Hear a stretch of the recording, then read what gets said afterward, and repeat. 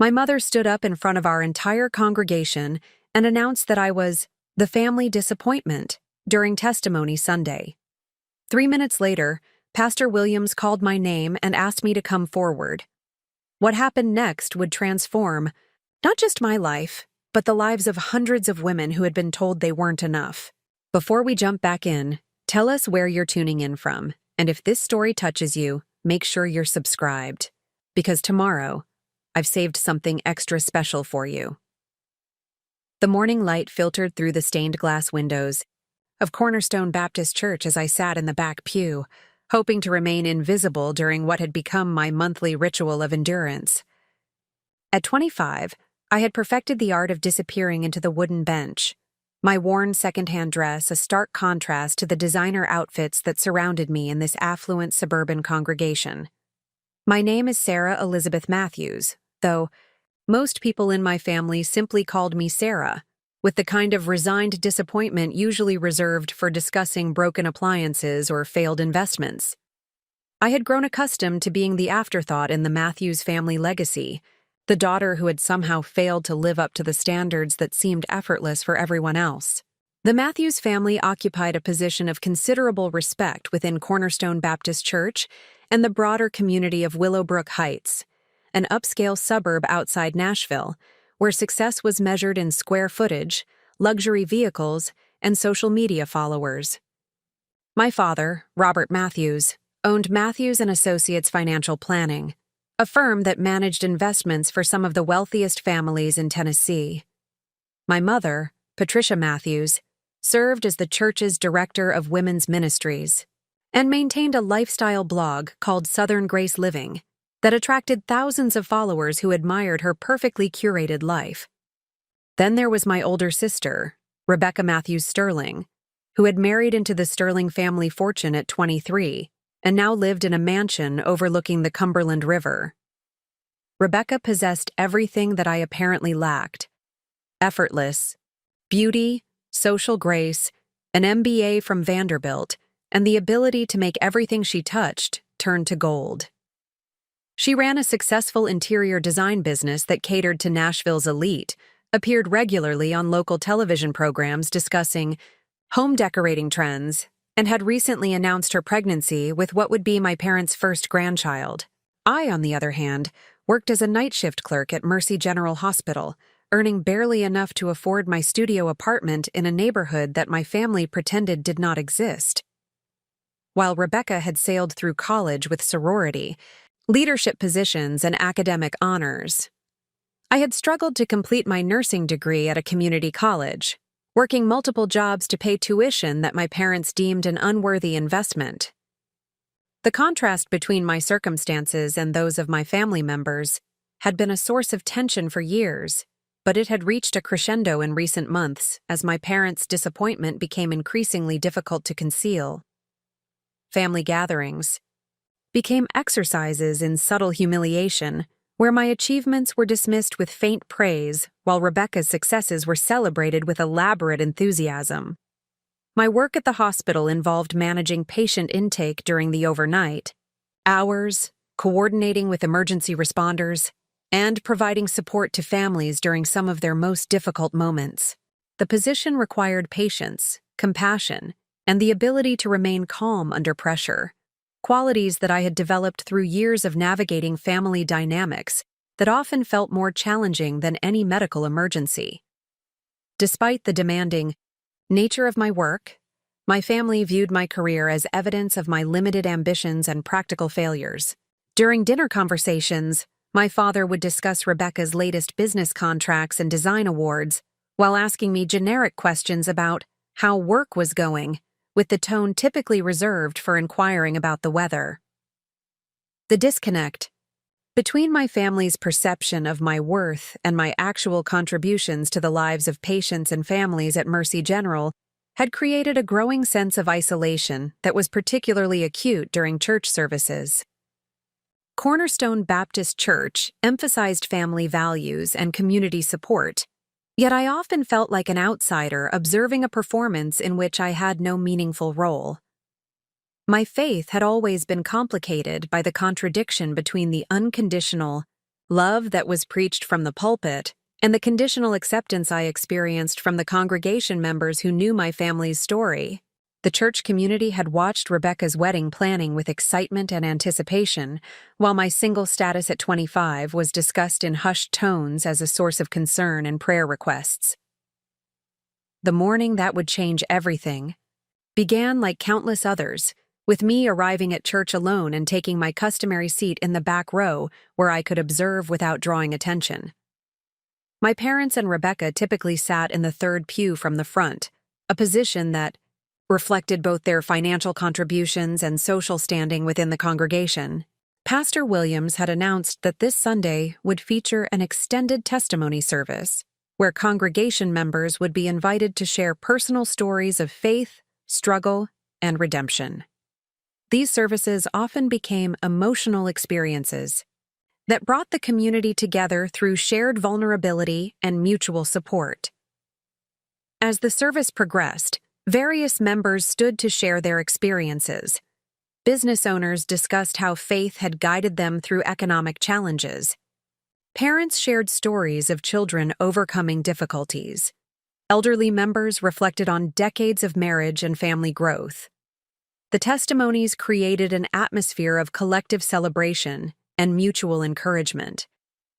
Then my mother stood up, her perfectly styled blonde hair catching the morning light as she adjusted her designer suit jacket, and walked to the microphone with the confidence that characterized all her public appearances. Patricia Matthews never spoke without preparation, and her testimony services were typically polished presentations that reinforced her reputation as a spiritual leader and devoted family woman. "I want to share something that has been weighing on my heart," she began, her voice carrying the practiced cadence of someone accustomed to addressing large groups. "As many of you know, Robert and I have been blessed with 2 daughters, and I want to talk about the different paths that God has laid out for our family." The congregation settled into attentive silence, expecting another carefully crafted narrative about family blessings and divine guidance. My mother's testimonies were usually uplifting stories that reinforced the church's values, while subtly highlighting her family's achievements and spiritual maturity. "Rebecca has been such a blessing to us," my mother continued, her voice warming with genuine pride. "She has built a successful business, married a wonderful Christian man, and is now expecting our first grandchild. She demonstrates every day what it means to live according to God's plan and to use the gifts He has given us."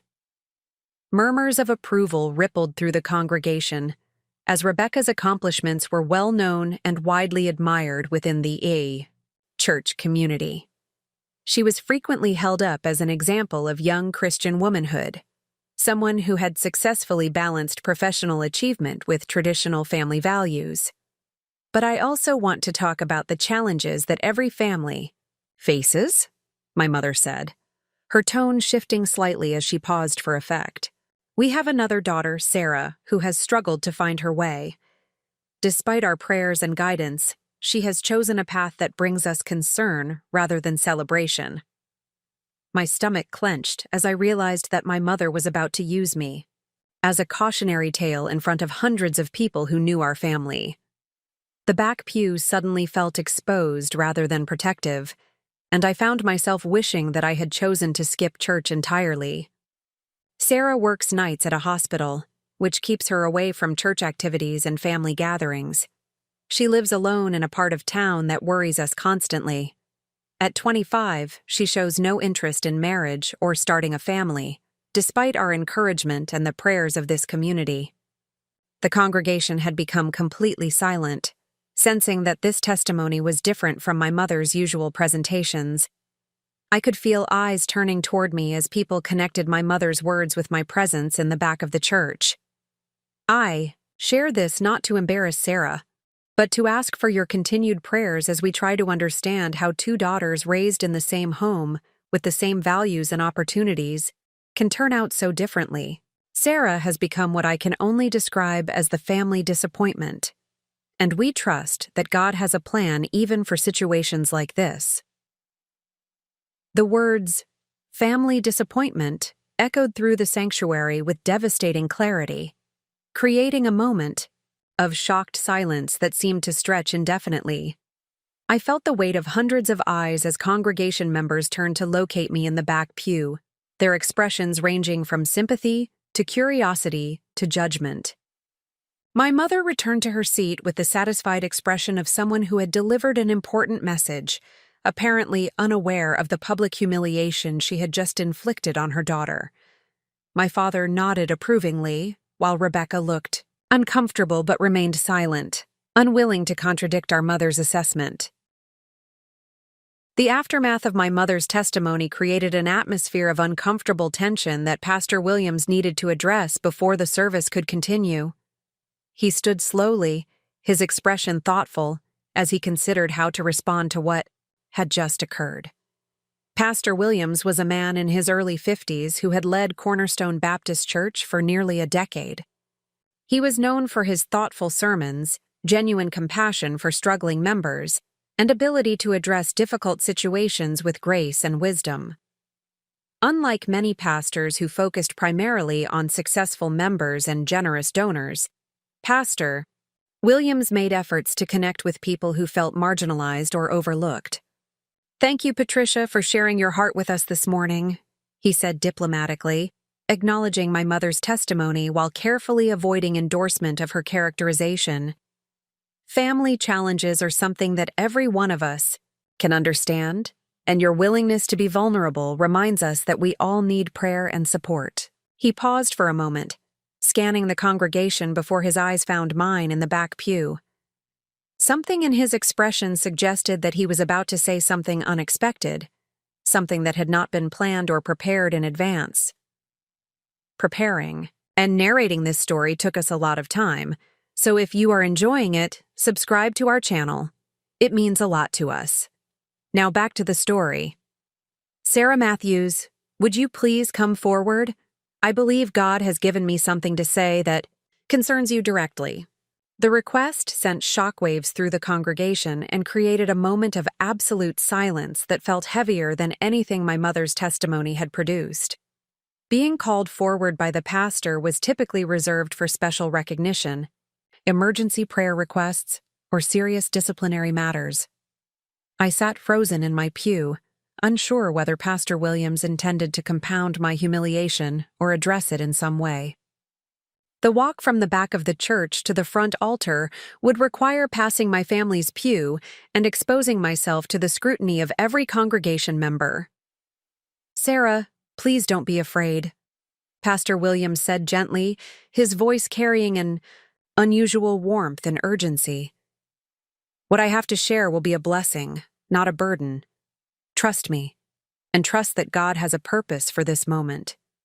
With trembling legs and a racing heart, I stood from my pew and began the longest walk of my life down the center aisle of Cornerstone Baptist Church. Every step felt amplified in the absolute silence, and I could sense the collective breath-holding of hundreds of people who were witnessing something unprecedented. As I reached the front of the church and turned to face the congregation, Pastor Williams placed a gentle hand on my shoulder and smiled with genuine warmth that contrasted sharply with the tension that had characterized the previous few minutes. "Sarah Matthews has been a member of our church community for her entire life," Pastor Williams began, his voice carrying clearly through the sanctuary. "But I suspect that most of you don't know the real Sarah, the woman whose character and service have impressed me more than almost anyone I have encountered in 25 years of pastoral ministry." The shift in tone was so dramatic that it created visible confusion among congregation members, who had expected either further humiliation or generic pastoral comfort, rather than what appeared to be preparation for extraordinary praise. What happened next would not only transform my relationship with my family and church community, but would also reveal truths about service, calling, and purpose that would reshape my understanding of my own worth and potential. The moment when Pastor Williams called my name marked the beginning of a journey that would take me from being labeled as a disappointment to discovering a purpose that would impact hundreds of lives in ways I never could have imagined. The morning that began with public humiliation was about to become the foundation for a transformation that would prove that God's plans often look very different from human expectations, and that sometimes the people who are dismissed as disappointments are actually being prepared for extraordinary purposes that require exactly the qualities that others fail to appreciate or understand. Standing at the front of Cornerstone Baptist Church with Pastor Williams' hand on my shoulder, I felt the weight of hundreds of eyes examining me with newfound curiosity. The silence in the sanctuary was profound, broken only by the subtle sounds of shifting fabric and barely audible whispers as congregation members tried to process what was unfolding before them. Pastor Williams stepped slightly forward, positioning himself between me and the congregation in a gesture that felt protective rather than threatening. His expression carried a gravity that I had rarely seen during his sermons, suggesting that whatever he was about to share had been weighing on his heart for some time. 6 months ago, I received a phone call that changed my understanding of what true Christian service looks like. Pastor Williams began, his voice carrying clearly through the sanctuary's excellent acoustics. The call came from Dr. Elizabeth Harrison, the chief medical officer at Mercy General Hospital, and she was calling to tell me about one of our church members. My breath caught in my throat as I realized he was referring to my workplace, the hospital where I spent my nights managing patient intake and supporting families during medical emergencies. Dr. Harrison was a woman I deeply respected, someone whose medical expertise was matched by her genuine compassion for patients and their families. Dr. Harrison told me about a young woman who worked the night shift in their emergency department. Pastor Williams continued, his voice growing warmer as he spoke. She described someone whose presence had transformed the atmosphere of the hospital during the most difficult hours, when families receive devastating news and when patients arrive in critical condition. The congregation remained completely silent, hanging on every word as Pastor Williams painted a picture that seemed disconnected from the family disappointment narrative my mother had presented just minutes earlier. I could see my parents exchanging glances, clearly confused about where this testimony was heading. According to Dr. Harrison, this young woman had developed an unofficial ministry within the hospital walls, Pastor Williams explained, turning slightly to include me in his remarks while still addressing the congregation. She spent her breaks sitting with elderly patients who had no visitors, holding their hands and listening to their stories. She created care packages for homeless individuals who came to the emergency room seeking shelter, not just medical attention. As Pastor Williams spoke, memories of countless nights at Mercy General flooded my mind. I thought about Mrs. Chen, an 87-year-old woman with dementia whose family lived across the country and who often became agitated during night shifts until I started spending time reading to her from her favorite poetry books. I remembered the young mother who had brought her feverish toddler to the emergency room at 2 a.m. and had broken down crying when she realized she could not afford the prescription medication, leading me to quietly arrange for the hospital's charity fund to cover the cost.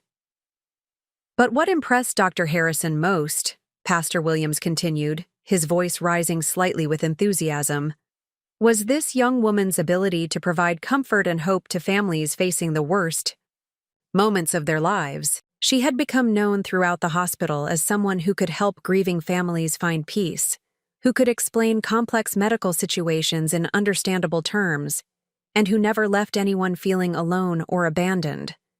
The picture Pastor Williams was painting felt both accurate and surreal.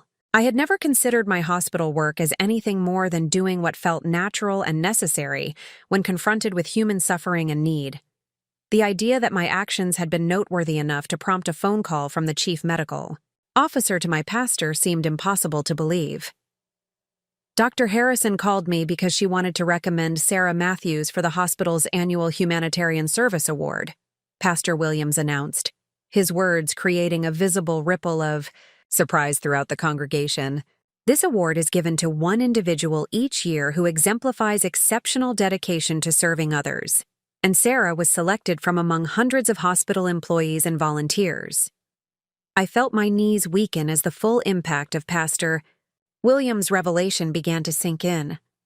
The Humanitarian Service Award was one of the most prestigious recognitions that Mercy General Hospital offered, typically given to physicians, senior nurses, or department directors who had made significant contributions to patient care or community service. But that's not all, Pastor Williams continued, clearly building toward something even more significant. Dr. Harrison also called to inform me that the hospital board had decided to offer Sarah a full scholarship to complete her Bachelor of Science in Nursing degree, followed by support for pursuing a master's degree in hospital administration. They want her to develop her natural leadership abilities and expand her impact within the healthcare system. The scholarship revelation created audible gasps throughout the sanctuary, as the financial value and professional significance of such an opportunity was immediately apparent to everyone present. A full educational scholarship from a major hospital represented not just monetary support, but recognition of exceptional potential and a pathway to significant career advancement. My mother's face had gone pale as she processed the disconnect between her public characterization of me as a disappointment and the reality of recognition I had received from one of the region's most respected medical institutions. My father appeared stunned, while Rebecca looked as though she was seeing me for the first time. The reason Dr. Harrison called me personally, Pastor Williams explained, was because she wanted to understand how our church had produced someone with such remarkable compassion and dedication to serving others. She assumed that Sarah's character and service orientation must have been nurtured by our faith community, and she wanted to express the hospital's gratitude for our role in developing her exceptional qualities. The irony of Dr. Harrison's assumption was not lost on me, given that my family and church community had consistently failed to recognize or appreciate the very qualities that had impressed the hospital's leadership. The disconnect between external recognition and internal family dynamics created a cognitive dissonance that was almost overwhelming. Pastor Williams paused for a moment, allowing his words to sink in before continuing with what appeared to be the most important part of his message. I have to confess to this congregation that Dr. Harrison's call convicted me deeply about how well we truly know and appreciate the members of our church family. Here was someone from outside our community, recognizing the extraordinary service and character of one of our own members, while we had failed to see what was right in front of us.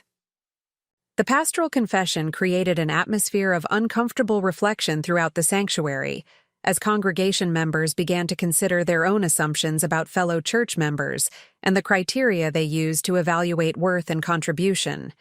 Sarah Matthews has been living out the gospel message every single night for the past 3 years, Pastor Williams declared, his voice carrying clear conviction. While many of us sleep comfortably in our beds, she has been providing comfort to the suffering, hope to the desperate, and dignity to the forgotten. She has been serving as Christ's hands and feet in one of our community's greatest places of need. The transformation in how the congregation was viewing me was visible across their faces, as people began to reconcile the person they thought they knew with the individual Pastor Williams was describing. The night shift worker they had pitied was being revealed as someone whose service had earned recognition from medical professionals and whose impact extended far beyond what anyone had imagined. But there's something else that Dr. Harrison shared with me that I believe this congregation needs to hear, Pastor Williams continued, his tone becoming more intimate and personal. She told me that Sarah had never once mentioned her family's prominence in the community or used her connections to seek special treatment or advancement. Despite coming from a well-known and respected family, she had earned every recognition purely through her own merit and dedication.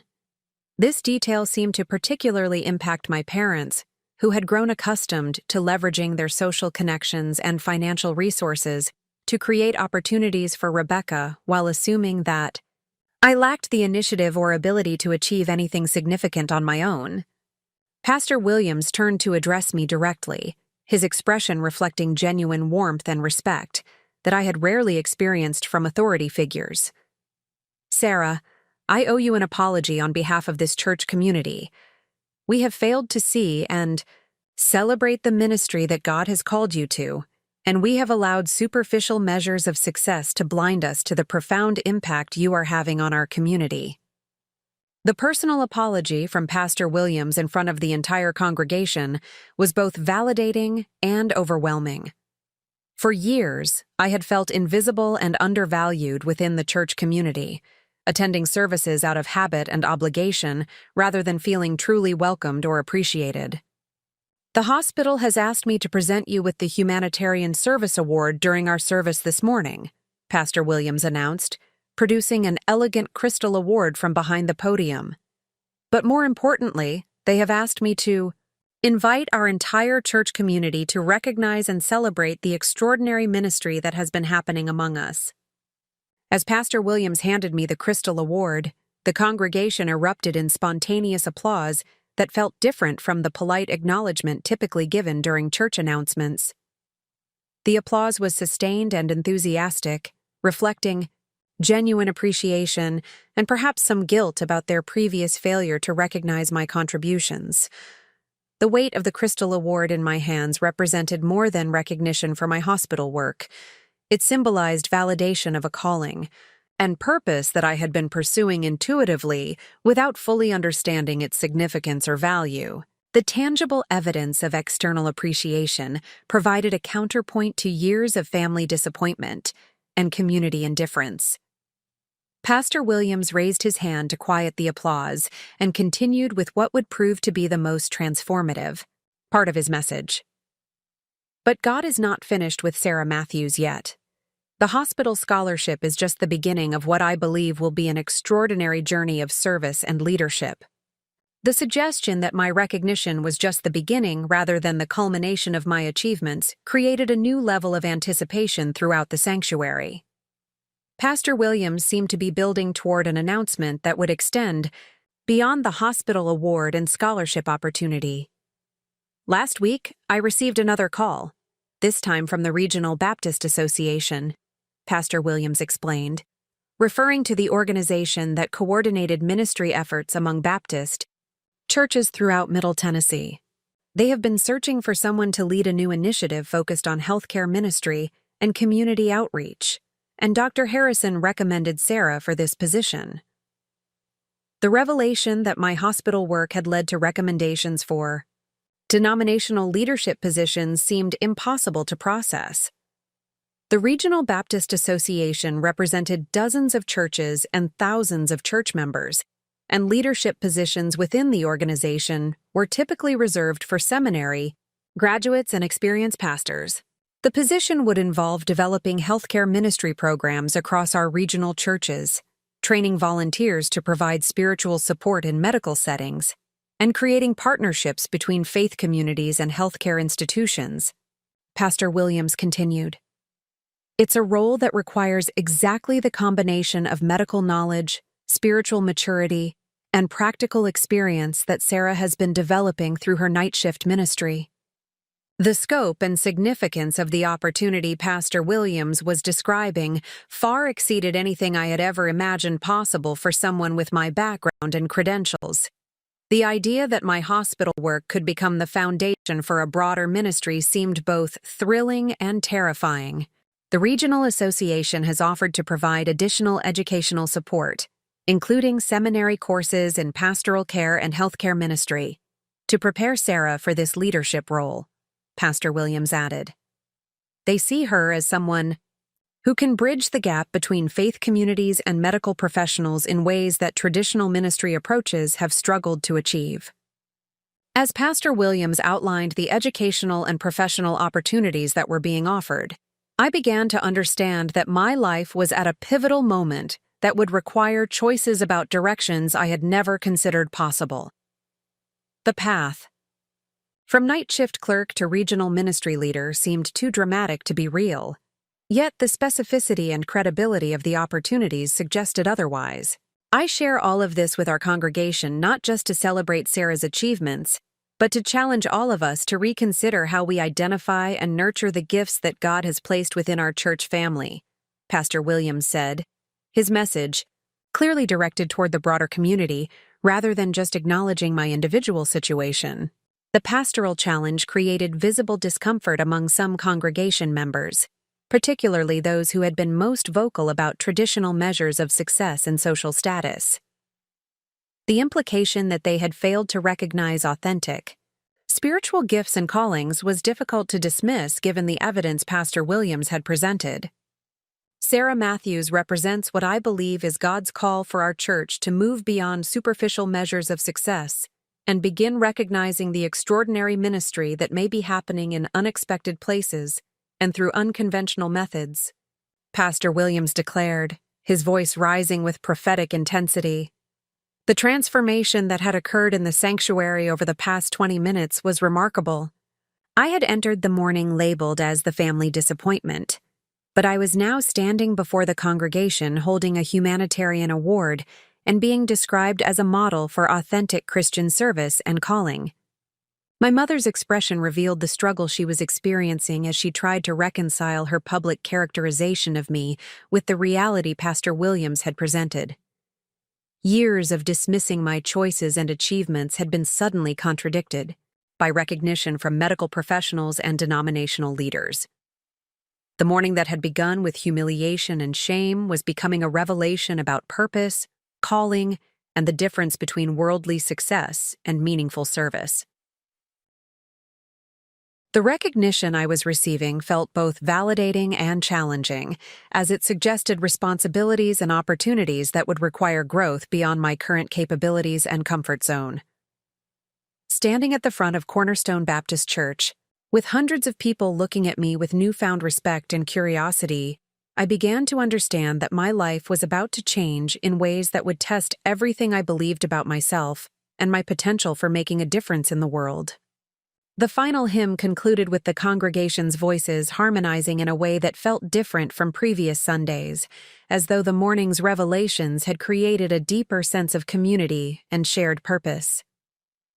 Pastor Williams offered the closing prayer with particular emphasis on recognizing God's work in unexpected places and asking for wisdom to support each other's callings more effectively. As the service officially ended and people began moving toward the exits, I remained standing at the front of the church, still holding the crystal award that had transformed my identity within this community in less than an hour.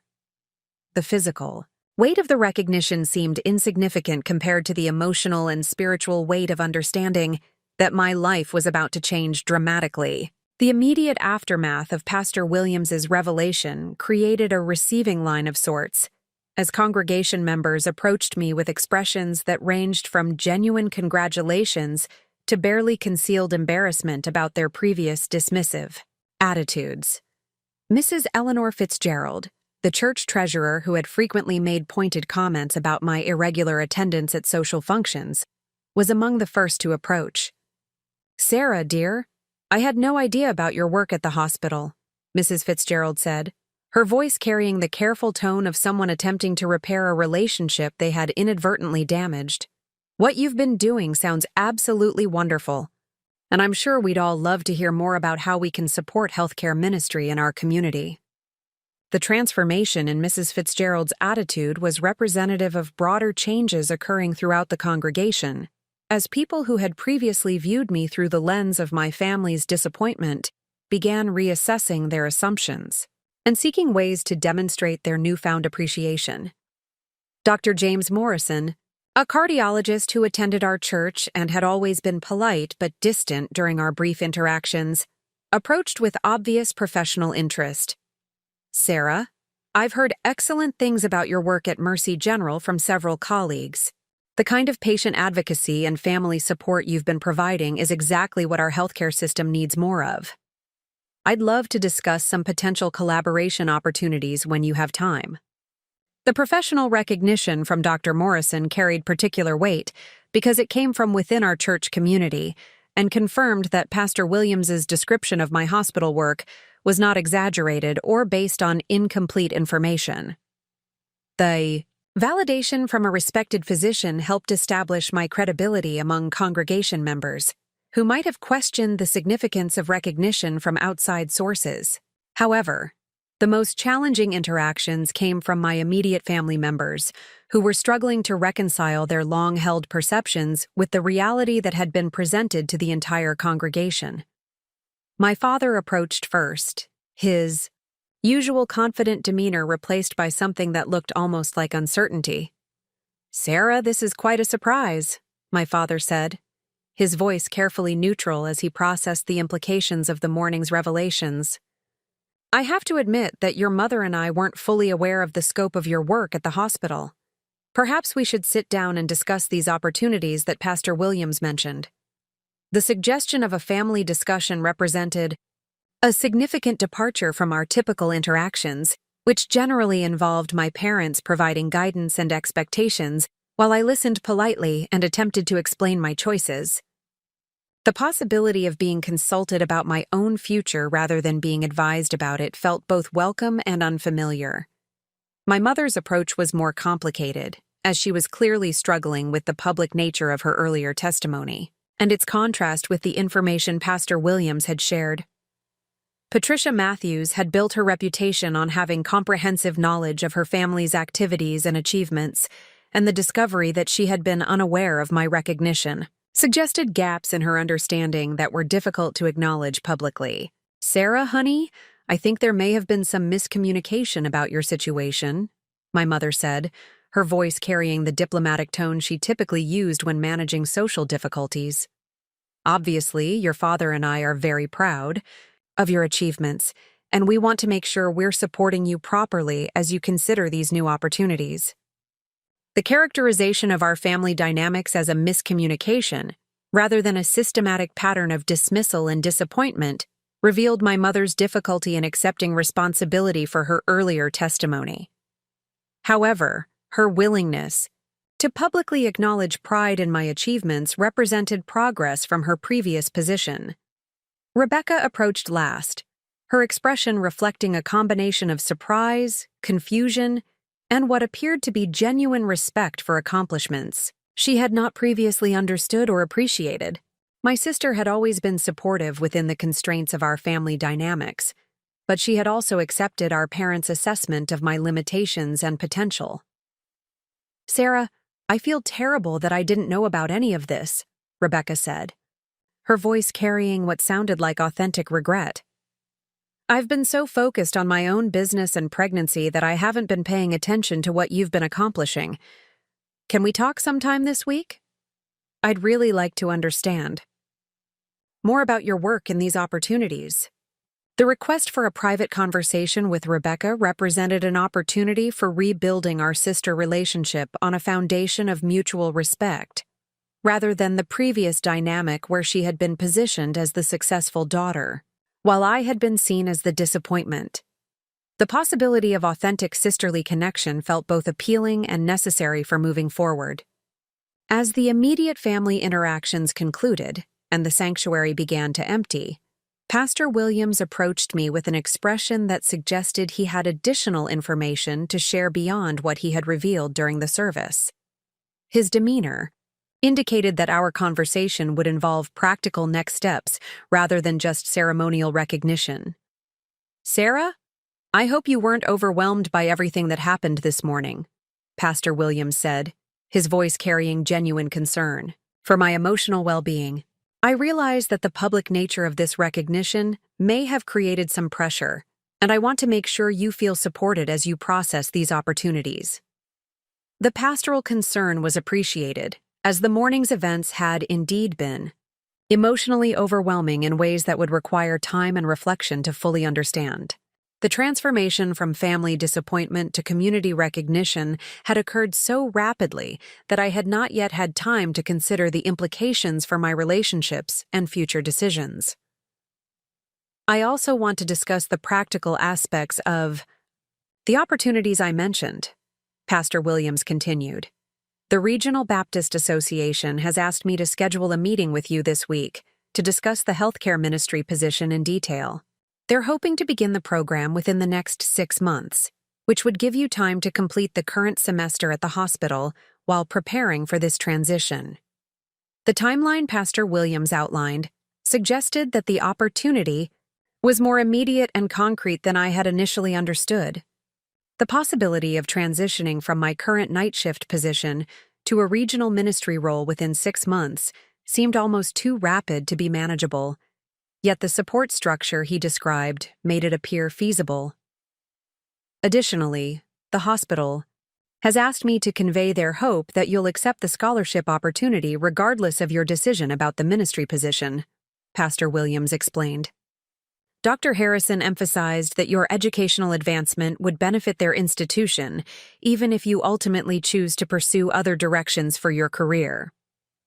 The separation of the educational opportunity from the ministry position provided flexibility that made both possibilities more appealing. The scholarship would enhance my capabilities and credentials regardless of my ultimate career direction, while the ministry position offered a pathway for expanding my impact beyond individual patient care. "I want you to know that you have my complete support regardless of which direction you choose," Pastor Williams said, his tone conveying both encouragement and respect for my autonomy. "What's most important is that you make decisions based on your understanding of God's calling for your life rather than external pressure or expectations." The pastoral guidance represented a significant contrast to the family pressure I had experienced throughout my life, where choices were evaluated based on their alignment with predetermined expectations rather than their connection to personal calling and purpose. The freedom to make decisions based on my own discernment felt both liberating and challenging.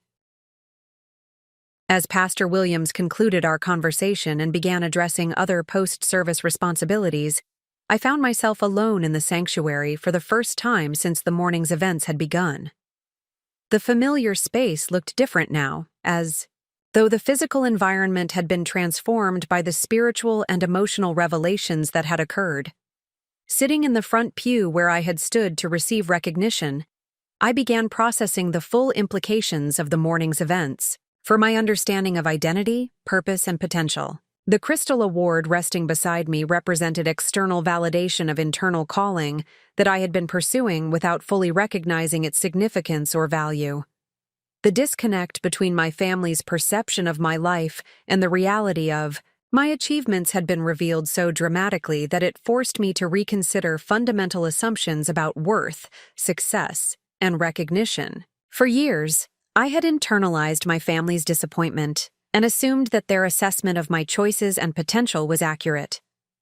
The revelation that medical professionals and denominational leaders viewed my work as exceptional and worthy of significant investment challenged not only my family's perspective, but also my own self-perception.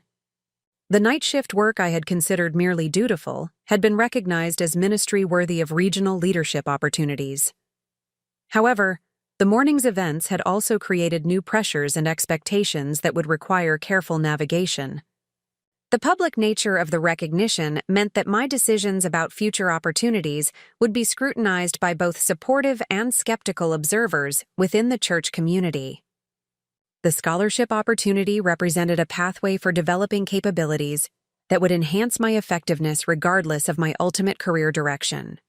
The structured educational support would provide both knowledge and credentials that could support various forms of healthcare ministry or patient advocacy. The regional ministry position offered an opportunity to expand my impact beyond individual patient interactions to systematic program development that could affect multiple communities. The scope of potential influence was both inspiring and intimidating, as it would require leadership skills that I had not yet fully developed.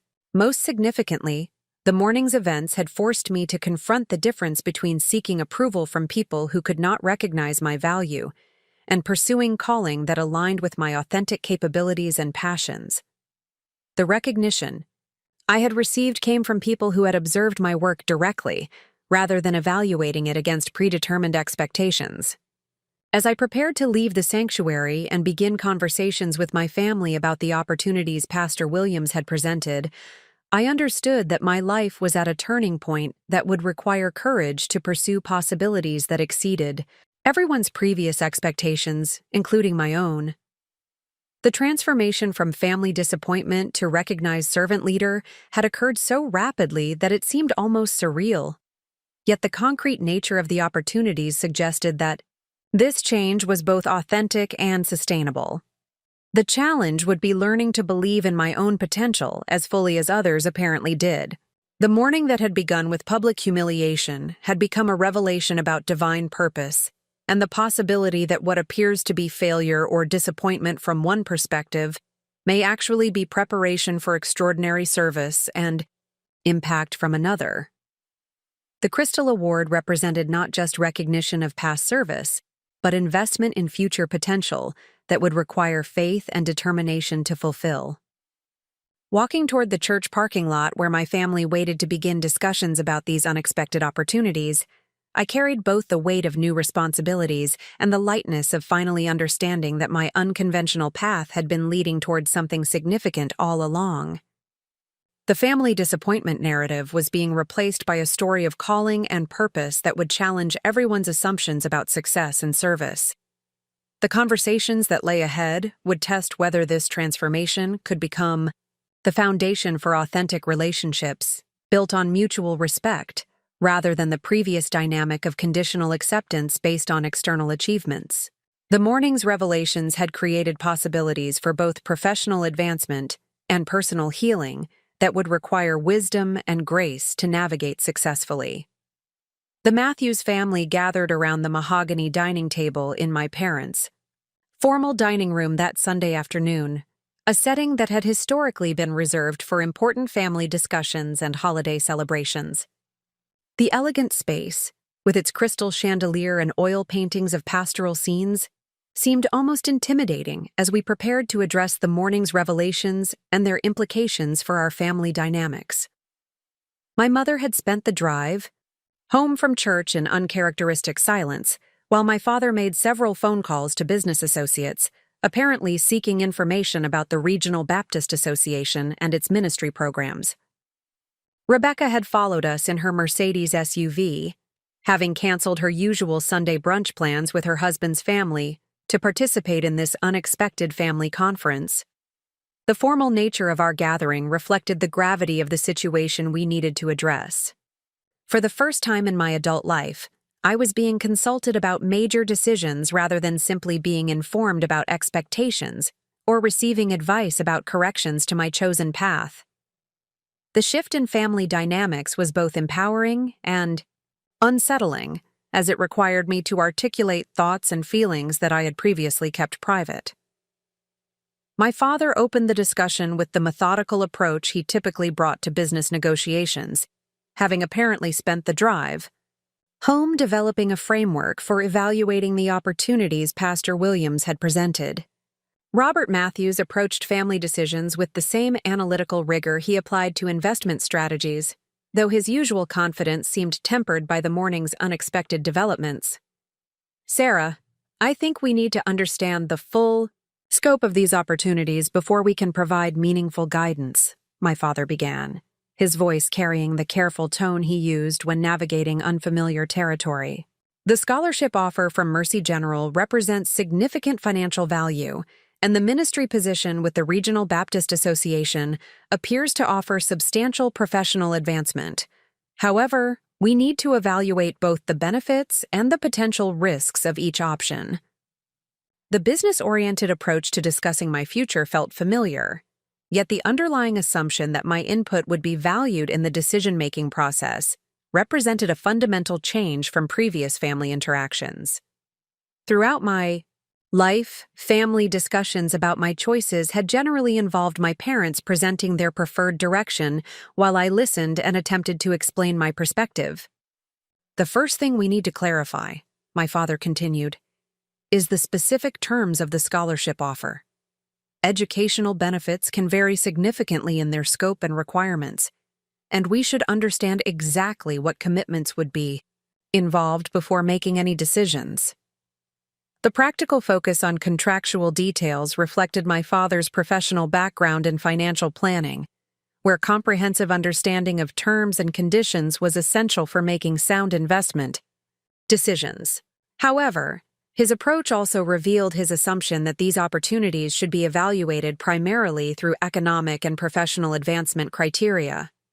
My mother's contribution to the discussion reflected her different priorities and concerns, focusing on the social and reputational implications of the choices I was being asked to consider. Patricia Matthews had built her identity around maintaining the family's standing within the church and broader community, and she appeared to be processing how my recognition might affect those relationships. "What concerns me," my mother said, her voice carrying the diplomatic tone she used when addressing sensitive social issues, "is that we may be rushing into decisions based on emotional responses to this morning's events. The recognition Sarah received was wonderful, of course, but we need to consider whether these opportunities align with long-term family goals and expectations. The suggestion that my decisions should be evaluated based on alignment with family goals rather than personal calling reflected the fundamental difference in how my mother and I understood the purpose and direction of my life. Her emphasis on family expectations revealed her continued difficulty in accepting that my path might legitimately diverge from the traditional trajectory she had envisioned. I'm also concerned about the practical implications of Sarah leaving. Her current position at the hospital, my mother continued. She has built relationships and established herself in that environment, and it seems risky to abandon that stability for opportunities that may not ultimately prove sustainable or fulfilling. The characterization of my hospital work as establishing myself represented a significant shift from her previous dismissive attitude toward my night shift position. Yet it also revealed her limited understanding of the nature and scope of my current responsibilities. My mother's concern about abandoning stability reflected her preference for predictable advancement over the uncertainty inherent in pursuing calling and purpose. Rebecca's perspective on the situation brought a different dimension to our family discussion, as she had experience with entrepreneurial decision-making through her interior design business and could understand the appeal of pursuing opportunities that aligned with personal passion and expertise. Her successful navigation of professional independence provided a model for evaluating risk and opportunity that differed from our parents' more traditional approach. "I think we're focusing too much on the risks and not enough on the extraordinary nature of what's being offered to Sarah," Rebecca said, her voice carrying conviction that surprised me given her usual deference to our parents' opinions. The fact that medical professionals and denominational leaders are actively recruiting her suggests that they see potential that we may have been missing. These aren't charity offers or sympathy positions. They're genuine opportunities based on recognized merit and capability. Rebecca's defense of the opportunities being offered to me represented a significant departure from our typical family dynamics, where she had generally supported our parents' assessments and expectations. Her willingness to challenge their cautious approach suggested that the morning's revelations had affected her understanding of my potential as much as they had impacted the broader church community. "What impressed me most about Pastor Williams's description," Rebecca continued, "was the emphasis on Sarah's natural ability to provide comfort and leadership in crisis situations. Those are exactly the kinds of skills that the healthcare industry desperately needs, and they're not qualities that can be easily taught or developed if they don't exist naturally." The recognition of my natural abilities rather than focusing on my perceived limitations represented a fundamental shift in how Rebecca viewed my capabilities and potential contributions. Her acknowledgement that certain skills could not be taught, but had to be inherent, suggested a new appreciation for qualities that our family had previously failed to recognize or value. As the discussion continued, I began to understand that this family meeting represented more than just an evaluation of specific opportunities. It was a reckoning with years of assumptions, expectations, and misunderstandings that had shaped our relationships and my own self-perception.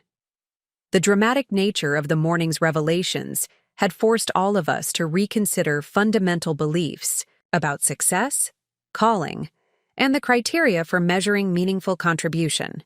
My own contribution to the family discussion required me to articulate thoughts and feelings that I had previously kept private, as I had learned to avoid challenging my family's assessments or expressing disagreement with their expectations.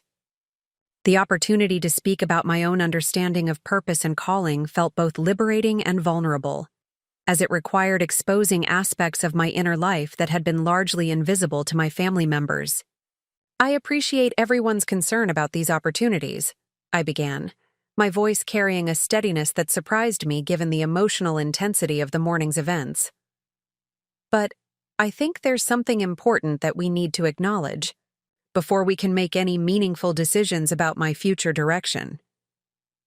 The attention of my family members focused on me with an intensity that felt different from previous family discussions, suggesting that they were prepared to listen to my perspective with genuine interest rather than simply waiting for their turn to provide guidance or correction. For the past 3 years, I have been pursuing work that feels like calling rather than just employment, I continued, finding my voice becoming stronger as I articulated thoughts that had been developing without conscious recognition. The recognition I received this morning didn't surprise me because I had accomplished something unexpected. It surprised me because someone outside our family had noticed and valued work that I had been doing out of genuine passion and commitment. The distinction between external recognition and internal satisfaction represented a crucial difference in how I understood the significance of my hospital work compared to how my family had been evaluating my choices. Their focus on traditional markers of success had prevented them from recognizing the authentic fulfillment I had found in serving patients and families during crisis situations. The reason I work night shifts isn't because I lack ambition or can't find better opportunities, I explained, feeling the need to address assumptions that had shaped family discussions for years. I work nights because that's when people need the most support, when families are most vulnerable, and when the difference between compassionate care and routine service has the greatest impact on human suffering and healing. The explanation of my motivation for choosing night shift work revealed aspects of my decision-making process that my family had never understood or inquired about. Their assumption that my schedule resulted from limited options rather than deliberate choice reflected their inability to comprehend that I might prioritize service over advancement or convenience. What Dr. Harrison and Pastor Williams described this morning represents validation of calling that I have been pursuing without fully understanding its significance or potential for expansion, I continued, feeling increasingly confident about articulating my perspective. The opportunities they're offering aren't just professional advancement. They're invitations to develop and expand work that has already proven meaningful and effective. The framework of calling and purpose provided a different lens for evaluating the opportunities than the risk-benefit analysis my father preferred or the social acceptability concerns my mother emphasized. The question was not whether these opportunities represented safe or prestigious choices, but whether they aligned with authentic gifts and passions that had already demonstrated their value. My mother's response to my explanation revealed her struggle to understand how work that required personal sacrifice could be considered preferable to positions that offered greater comfort and social status. Her perspective on career choices had always emphasized external recognition and financial security over personal fulfillment or sense of purpose. "Sarah, I understand that you find your hospital work meaningful," my mother said, her voice carrying the patient tone she used when attempting to guide me toward what she considered more practical thinking. But meaningfulness and career advancement aren't mutually exclusive. The question is whether these new opportunities offer better prospects for building a stable and respectable professional life. The emphasis on stability and respectability reflected my mother's priorities, yet it also revealed her continued inability to recognize that my current work had already earned respect from medical professionals and denominational leaders who understood its value. Her definition of respectability was based on social perception rather than professional recognition or meaningful contribution. My father's response focused on the practical implications of pursuing opportunities that diverged from traditional career advancement patterns, reflecting his concern about financial security and long-term planning. His business background had taught him to evaluate decisions based on measurable outcomes and predictable returns on investment. "What worries me about both opportunities," my father said, his voice carrying the analytical tone he used when identifying potential problems, "is that they represent relatively new and untested programs without established track records for long-term success. The healthcare ministry position especially seems like it could be vulnerable to budget cuts or organizational changes that might eliminate the role entirely." The focus on job security and organizational stability reflected legitimate concerns. about pursuing opportunities in emerging fields, yet it also revealed my father's difficulty in understanding that some decisions needed to be made based on alignment with calling rather than guarantees of permanent employment. Rebecca's response to our parents' concerns brought a perspective that acknowledged both the practical considerations they raised and the unique nature of the opportunities I was being offered. Her experience with entrepreneurial risk-taking provided insight into the balance between prudent planning and bold pursuit of meaningful work. I think we're underestimating the significance of the fact that these opportunities came to Sarah rather than her having to seek them out, Rebecca observed, her voice carrying conviction that surprised our parents. When organizations actively recruit someone based on their demonstrated performance, it suggests that they see exceptional value and potential. These aren't risky career experiments. They're investments in proven capability. The distinction between seeking opportunities and being recruited for them represented an important difference that my family had not fully appreciated. The unsolicited nature of both the hospital scholarship and the ministry position suggested that my work had created a reputation that extended beyond my immediate workplace and had attracted attention from decision-makers in multiple organizations. As our family discussion continued into the late afternoon, I began to understand that the decision I needed to make was not simply about choosing between specific opportunities, but about embracing a vision of my life that differed fundamentally from the expectations and assumptions that had shaped my family relationships for years.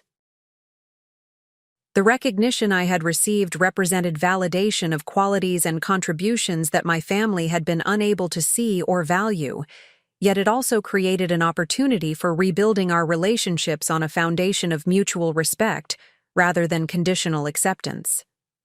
The choice was whether to pursue opportunities that aligned with my authentic calling, or to continue seeking approval through conformity to expectations that had never fit my actual gifts and passions.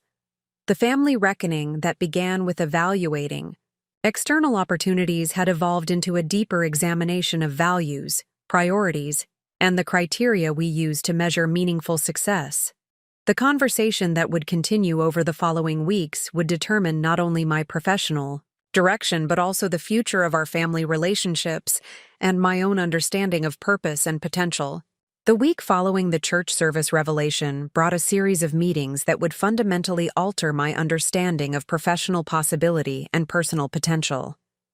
Each conversation provided new information about the opportunities before me while challenging my assumptions about my own capabilities and the scope of impact I might achieve through dedicated service. Tuesday morning arrived with the scheduled meeting at Mercy General Hospital, where I was to discuss the scholarship, opportunity and humanitarian award with Dr. Elizabeth Harrison and the hospital's administrative leadership. The conference room on the executive floor represented a space I had never imagined entering as anything other than a maintenance worker or emergency responder, yet I found myself sitting across from some of the most respected medical professionals in the region. Dr. Harrison opened the meeting with warmth and professionalism that immediately put me at ease, despite the intimidating nature of the setting and the significance of the opportunities being discussed. Her approach reflected genuine respect for my contributions rather than condescending charity, establishing a tone that would characterize all our subsequent interactions. Sarah, I want to begin by emphasizing that this meeting represents recognition of exceptional performance rather than potential or promise, Dr. Harrison stated clearly, addressing what she apparently recognized as my discomfort with the attention and praise. The humanitarian award is given based on documented impact, and the scholarship opportunity has been offered because we have observed your natural leadership abilities and want to invest in their development. The distinction between recognition of past performance and investment in future potential provided a framework for understanding the hospital's motivation that differed significantly from the charity or sympathy that I had feared might be driving their interest. The emphasis on documented impact suggested that my work had been systematically observed and evaluated rather than casually noticed. Dr. Margaret Chen, the hospital's director of nursing education, joined the conversation to outline the specific details of the scholarship program and its requirements. Her presentation revealed the comprehensive nature of the educational support being offered and the institution's serious commitment to my professional development. The scholarship program includes full tuition coverage for completing your Bachelor of Science in Nursing degree, followed by support for pursuing a master's degree in healthcare administration, with a focus on patient advocacy and family services. Dr. Chen explained, her detailed presentation demonstrating the substantial financial investment the hospital was prepared to make in my education. The scope of educational support exceeded anything I had imagined possible, representing not only immediate financial relief, but also access to knowledge and credentials that would enhance my effectiveness regardless of my ultimate career direction. The combination of clinical nursing education with healthcare administration training would provide a unique skill set that could support various forms of patient advocacy and healthcare ministry. Additionally, the program includes internship opportunities throughout your degree completion that would allow you to maintain your current income while gaining experience in different departments and administrative functions, Dr. Chen continued, addressing practical concerns about financial stability during the educational transition. The structured approach to balancing education with employment demonstrated the hospital's understanding of working students' practical needs, while ensuring that degree completion remained feasible within a reasonable time frame. The internship component would provide exposure to hospital operations beyond patient care, expanding my understanding of healthcare systems and management.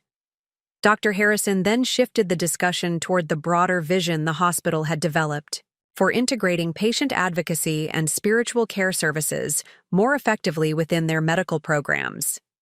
Her description revealed institutional recognition of needs that extended beyond clinical treatment to encompass emotional and spiritual support for patients and families. We have observed that patients who receive comprehensive support that addresses their emotional and spiritual needs, in addition to their medical treatment, show significantly better outcomes in terms of both recovery rates and satisfaction with their care experience, Dr. Harrison explained, citing research that supported their institutional commitment to holistic patient care. The evidence-based approach to justifying expanded patient support services reflected the hospital's serious commitment to programs that might seem peripheral to traditional medical practice. The integration of spiritual care with clinical treatment represented progressive thinking that recognized the interconnected nature of human healing and well-being. Your natural ability to provide this kind of comprehensive support has been documented through patient feedback, family testimonials, and observations from medical staff across multiple departments, Dr. Harrison continued, presenting specific examples of my impact that I had not realized were being systematically tracked and evaluated. The documentation of my contributions through multiple sources provided objective validation of effectiveness that countered any tendency to minimize or dismiss the significance of my work.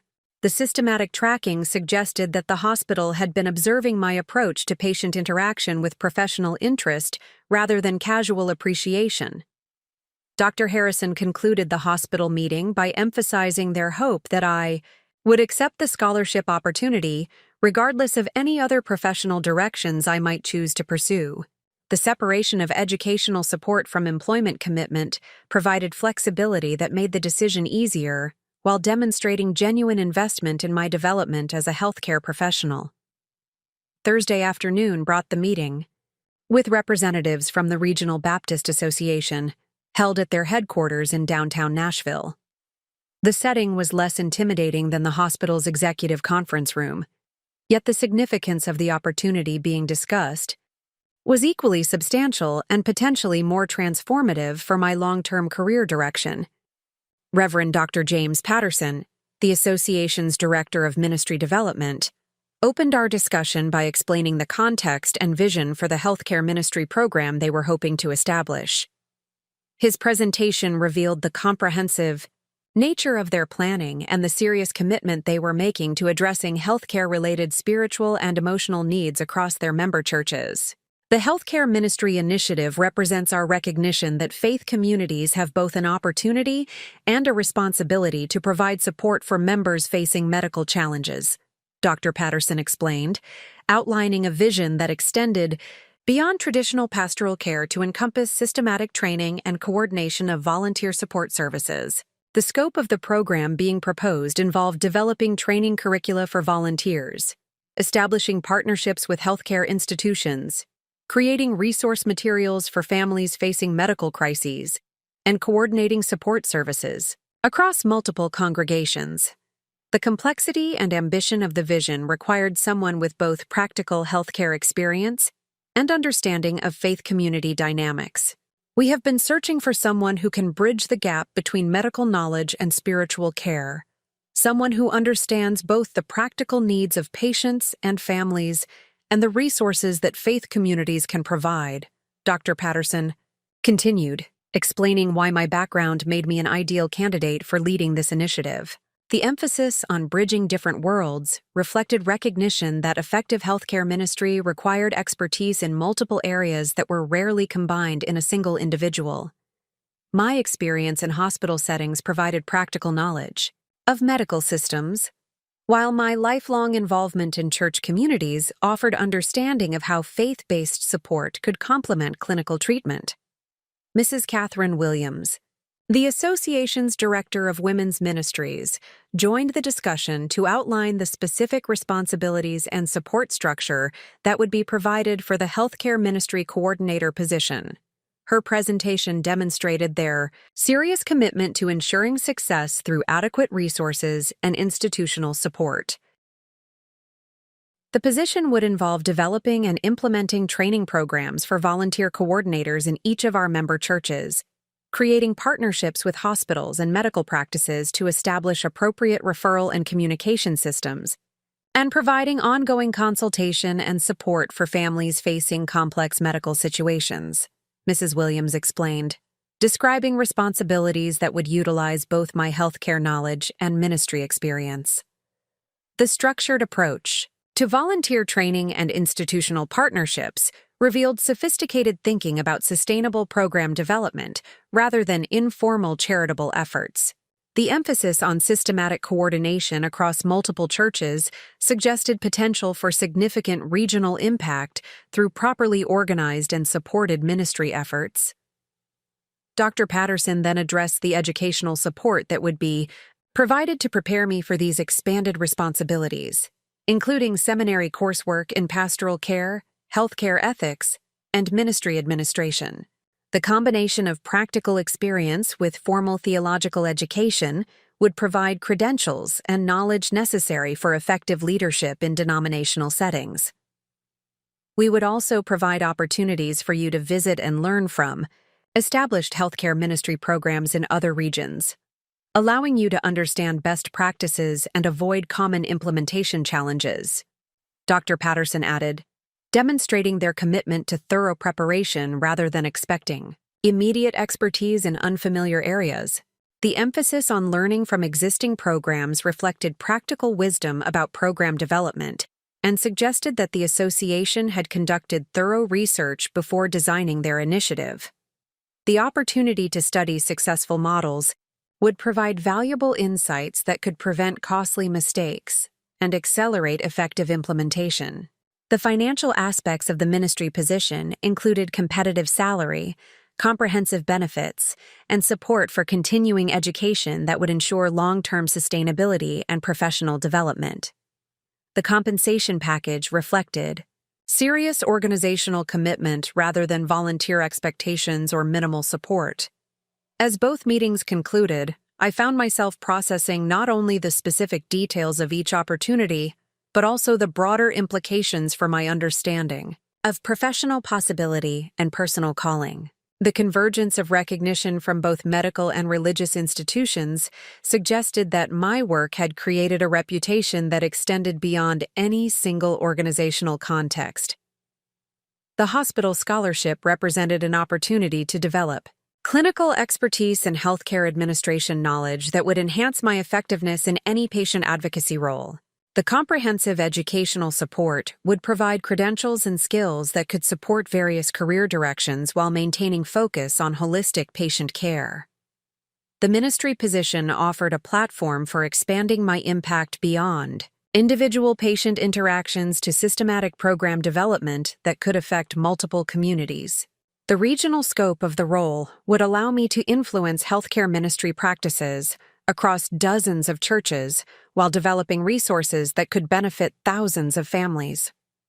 Both opportunities required courage to move beyond the familiar environment of my current night shift position toward responsibilities that would challenge my capabilities and expand my professional identity. The decisions would determine not only my immediate career direction, but also the long-term trajectory of my service and impact. The week of meetings had revealed that my hospital work had created a foundation for opportunities that exceeded my previous understanding of what might be possible for someone with my background and credentials. The external recognition provided perspective on my own potential that differed dramatically from the family disappointment narrative that had shaped my self-perception for years. The choice between opportunities, or potentially pursuing both through creative scheduling and coordination, would require careful consideration of my authentic calling and the most effective use of my developing capabilities. The decisions would test whether I possessed the courage to embrace possibilities that had never seemed available or appropriate for someone in my circumstances. Standing at the intersection of medical and ministry opportunities, I began to understand that my unconventional path had been preparing me for forms of service that required exactly the combination of experience, education, and character that I had been developing without conscious recognition of their ultimate purpose or value. The days following my meetings with hospital administration and the Regional Baptist Association brought a period of intense reflection and prayer as I grappled with choices that would fundamentally alter the trajectory of my professional life and personal identity. The magnitude of both opportunities required careful consideration that extended beyond immediate preferences to encompass long-term vision for service and impact. My decision-making process began with systematic evaluation of how each opportunity aligned with my authentic calling and the qualities that had earned recognition from both medical and ministry professionals. The hospital scholarship represented advancement within familiar territory, where I had already demonstrated competence and effectiveness, while the regional ministry position offered expansion into areas that would require significant new skill development and broader leadership responsibilities. The scholarship opportunity provided a clear pathway for enhancing my clinical knowledge and healthcare administration capabilities, while maintaining connection to the patient care environment where I had found deep satisfaction and purpose. The structured educational program would build upon my existing foundation while providing credentials that could support various forms of patient advocacy and healthcare ministry throughout my career. The comprehensive nature of the educational support addressed practical concerns about financial stability during the degree completion process, while ensuring that my learning would be enhanced by continued hands-on experience through internship rotations across different hospital departments. The combination of academic study with practical application represented an ideal approach to professional development that would maximize both knowledge acquisition and skill refinement. However, the regional ministry position offered opportunities for systemic impact that extended far beyond individual patient interactions to encompass program development that could benefit multiple communities and establish sustainable support networks for families facing medical crises. The scope of potential influence represented a multiplication of impact that appealed to my desire to address healthcare-related spiritual and emotional needs on a broader scale. The ministry role would require courage to move beyond the clinical environment where I had established competence and credibility toward responsibilities that would test my leadership abilities and capacity for program development. The transition would involve learning new skills in areas such as volunteer coordination, institutional partnership development, and resource creation that differed significantly from direct patient care activities. My prayer and reflection process included seeking guidance from individuals whose wisdom and experience could provide perspective on the decision I faced. Pastor Williams offered pastoral counseling that helped me understand the spiritual dimensions of choosing between opportunities that both appeared to align with divine calling and purpose. Sarah, the question is not which opportunity is more worthy or appropriate, but which direction will allow you to use your gifts most effectively in service to others, Pastor Williams counseled during our private meeting in his office. Both paths offer legitimate ways to expand your ministry and impact, and the choice should be based on your understanding of how God is calling you to grow and serve. The pastoral guidance emphasized discernment of calling rather than external expectations or conventional measures of success. Pastor Williams encouraged me to consider which direction would provide the greatest opportunity for developing and utilizing the qualities that had earned recognition while challenging me to expand my capabilities and influence.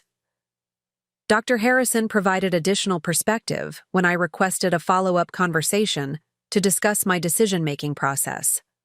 Her insights reflected both professional understanding of healthcare career development and personal appreciation for the unique contributions I could make in either direction. The wonderful thing about both opportunities is that they build upon the foundation you have already established, rather than requiring you to abandon your previous experience, Dr. Harrison observed during our discussion. Whether you choose to advance within healthcare administration or expand into ministry coordination, you will be utilizing the same core abilities that have made you effective in patient advocacy and family support. The continuity between my current work and both future opportunities provided reassurance that my decision would represent growth rather than departure from established strengths and interests. The recognition that either choice would build upon proven capabilities rather than requiring complete reorientation made both options feel more manageable and authentic. My sister Rebecca proved to be an unexpectedly valuable source of perspective during this decision-making period. Her experience with entrepreneurial risk-taking and business development provided insights into evaluating opportunities based on potential for growth and impact rather than security and predictability. What strikes me about both opportunities is that organizations are investing in you because they recognize exceptional potential, Rebecca observed during a private conversation over coffee. The question is not which choice is safer or more conventional, but which direction will allow you to make the greatest contribution while developing capabilities that align with your authentic interests and strengths. Rebecca's business perspective emphasized the significance of being recruited for opportunities rather than having to seek them out, noting that such recognition indicated exceptional performance and suggested strong likelihood of continued success in expanded roles. Her entrepreneurial experience provided understanding of how calculated risks could lead to extraordinary outcomes when pursued with proper preparation and commitment. The family dynamics surrounding my decision-making process reflected the ongoing transformation in how my parents and sister understood my capabilities and potential. The external validation from medical and ministry professionals had created new respect for my judgment and autonomy, yet it had also generated anxiety about decisions that diverged from conventional career advancement patterns. My father approached the discussion with characteristic analytical rigor, developing detailed comparisons of financial benefits, professional advancement opportunities, and long-term security considerations associated with each choice. His business background led him to emphasize measurable outcomes and predictable returns on investment, though he demonstrated new willingness to consider non-traditional measures of success and satisfaction. Both opportunities represent significant professional advancement, but they require different types of courage and preparation, my father acknowledged during one of our family discussions. The hospital position builds upon established relationships and proven competence, while the ministry role requires faith in your ability to succeed in unfamiliar territory with broader responsibilities. My mother's perspective reflected her gradual acceptance that my path might legitimately differ from conventional expectations, while maintaining her concern about choices that seemed risky or unconventional. Her social consciousness led her to consider how each option would be perceived within the church and broader community, though she demonstrated new appreciation for the recognition I had received from respected institutions. What impresses me about both opportunities is that they represent genuine recognition of your abilities rather than charity or sympathy, my mother admitted during a private conversation. The fact that medical professionals and denominational leaders are actively recruiting you suggests that your work has created a reputation that extends beyond our immediate community. The acknowledgement that my achievements represented merit-based recognition rather than sympathy marked a significant shift in my mother's understanding of my capabilities and potential. Her willingness to reconsider previous assumptions about my choices demonstrated how external validation could influence family dynamics and create space for more authentic relationships.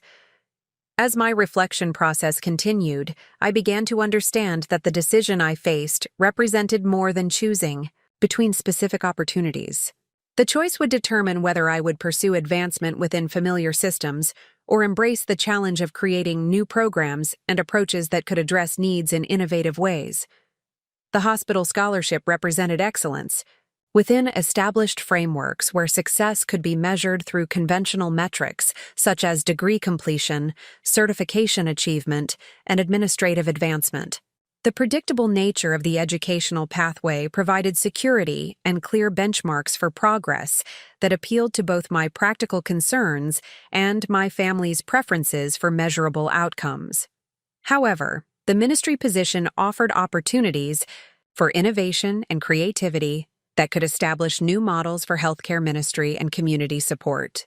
The scope for developing original approaches to addressing spiritual and emotional needs related to medical challenges appealed to my desire to contribute solutions to problems that had not been adequately addressed through existing programs. The creative aspect of the ministry role would require entrepreneurial thinking and program development skills that differed significantly from the clinical competencies I had been developing through my hospital work. The transition would involve learning to coordinate volunteers, develop training materials, establish institutional partnerships, and create sustainable support systems that could function effectively across multiple church communities. My decision-making process ultimately focused on which opportunity would provide the greatest platform for addressing the human needs I had observed during my years of hospital work.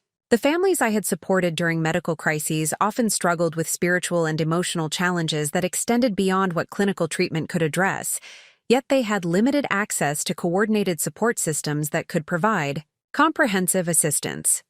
The ministry position offered a pathway for developing systematic responses to these needs through training volunteers, creating resource materials, and establishing partnerships between faith communities and healthcare institutions. The potential for building sustainable support networks that could serve multiple communities represented multiplication of impact that exceeded what I could achieve through individual patient advocacy alone. After weeks of prayer, reflection, and consultation with trusted advisors, I reached the decision that would define the next phase of my professional life and personal growth. The choice required courage to embrace responsibilities that exceeded my previous experience while trusting that the same qualities that had earned recognition in hospital settings would prove effective in ministry coordination and program development. The decision-making process had revealed that both opportunities were valuable and legitimate expressions of calling, but the ministry position offered greater potential for addressing systemic needs through innovative program development. The chance to create new models for healthcare ministry that could be replicated across multiple communities provided a platform for impact that aligned with my growing understanding of purpose and potential. My choice to accept the Regional Baptist Association position represented faith in my ability to grow into expanded responsibilities while maintaining the patient advocacy focus that had given my work meaning and effectiveness. The decision required willingness to move beyond the security of familiar hospital routines toward the uncertainty and creativity demanded by program development and institutional leadership. The transformation from night shift clerk to regional ministry coordinator represented more than professional advancement.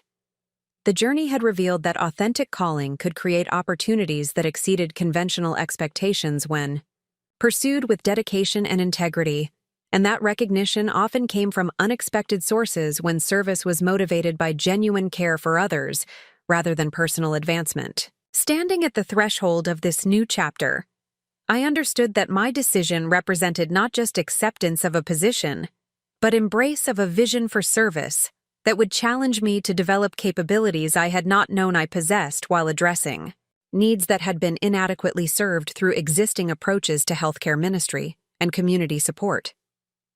The Regional Baptist Association headquarters occupied a modest 3-story brick building in downtown Nashville, where 43 member churches coordinated their shared ministry efforts and community outreach programs. Walking through the main entrance on my first Monday morning as healthcare ministry coordinator, I carried both excitement about the opportunities ahead and uncertainty about my ability to fulfill the ambitious vision that had been outlined during my recruitment process.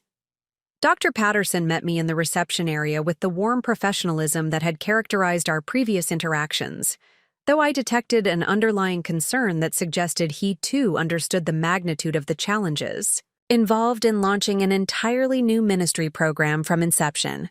The Healthcare Ministry Initiative represented uncharted territory for the association, requiring innovation and program development that would test both my capabilities and their institutional support systems.